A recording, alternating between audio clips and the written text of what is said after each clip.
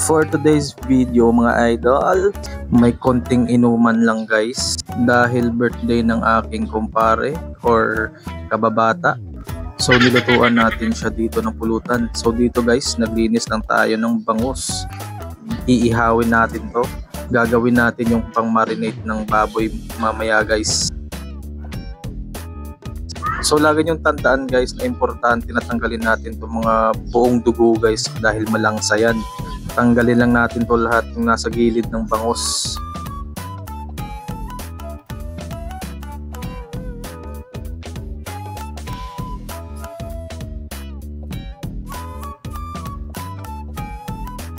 Dito guys, nilagyan ko lang ng kalamansi.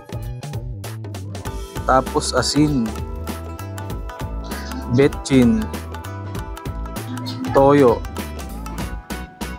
Tapos mga 3,000 pieces ng paminta. I-massage natin to guys sa ating bangus para manuot yung lasa. Tapos guys, naglinis na rin tayo dito ng isaw ng manok. So pinaggaan ko lang ng kalamansi. Okay na.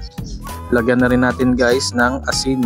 Malinis na malinis to guys. Mga 5,000 pieces ng asin guys. Sundin mo lang tong panglinis guys ng isaw guys. Sigurado akong walang amoy at saka langsa. So pagkatapos niyan, nilagyan ko ng kape, mga 6,000 pieces din ng guys, kape. So i-massage lang natin to hanggang sa ma-absorb ng karne guys. At dyan, nilagyan ko na ng kalamansi. Betchin ulit, mga 3,000 pieces. Asin na rin guys, mga 2,000 lang din. At saka paminta. Minarinate lang natin to guys. Tapos nilagyan ko na rin ng bawang.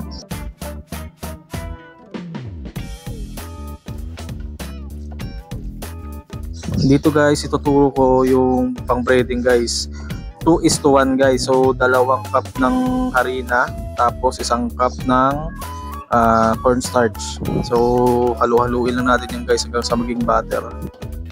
So dito guys, nagisa na ako ng bawang at saka sibuyas. Pag okay na, ilagay natin yung ating lieg ng manok guys. Pangpulutan yan mamaya. So hayaan na natin yan magtubig at saka lumabas yung mantika niya. Pag okay na, nilagyan ko na dito guys ng toyo. Tapos nilagyan ko na rin guys ng suka.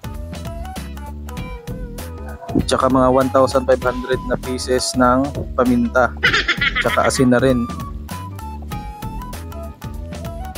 Nilagyan ko na rin guys ng betchin.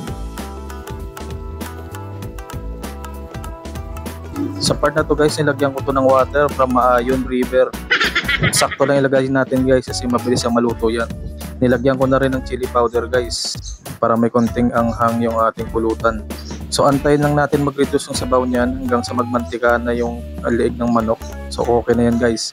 Nilagyan ko din pala ng konting asukal yan para medyo mayroong tamis. Tinuhog ko na dito yung mga isaw ng manok guys, tsaka prinito ko na. Pagkatapos niyan, nag-ihaw na rin tayo ng ating bangus kanina. So andito na guys, birthday ng ating kaibigan. So may konting inuman. So ayan, adobong lieg ng manok. Tapos isaw. Tapos bangus na inihaw.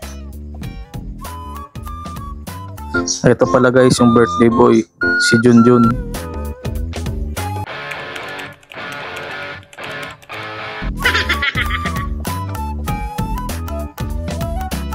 Ito din pala guys si Tisoy. So cheers guys. Unang tagay.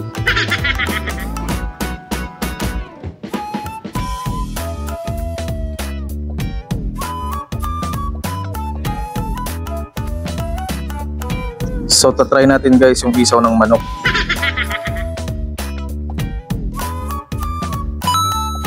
Ito guys, try na rin natin guys yung ating inihaw na bangus.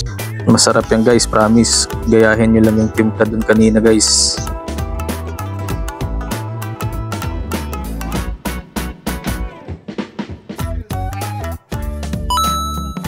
Ito na guys yung lieg ng manok guys, adobo. Merong konting anghang yan guys, so tsaka kung masarap yan.